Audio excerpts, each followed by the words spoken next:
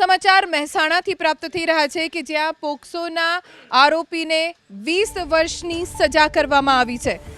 અલ્પેશ નામના આરોપીને કોર્ટે 20 વર્ષની સજા ફટકારી।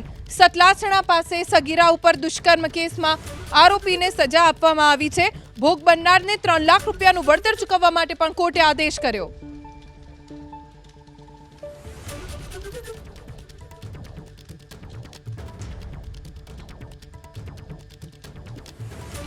તો મહેસાણામાં પોક્સોના ગુનામાં આરોપીને 20 વર્ષની સજા આપવામાં આવી છે। અલ્પેશ નામના આરોપીએ સતલાસણા પાસે સગીરા ઉપર દુષ્કર્મ આચર્યું હતું। આ કેસમાં 20 વર્ષની સજા આરોપીને આપવામાં આવી છે।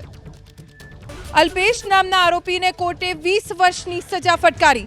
સતલાસણા પાસે સગીરા ઉપર દુષ્કર્મ કેસમાં આરોપીને સજા આપવામાં આવી છે।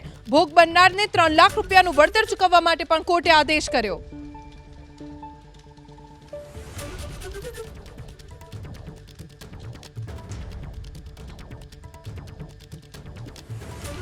તો મહેસાણામાં પોક્સોના ગુનામાં આરોપીને 20 વર્ષની સજા આપવામાં આવી છે।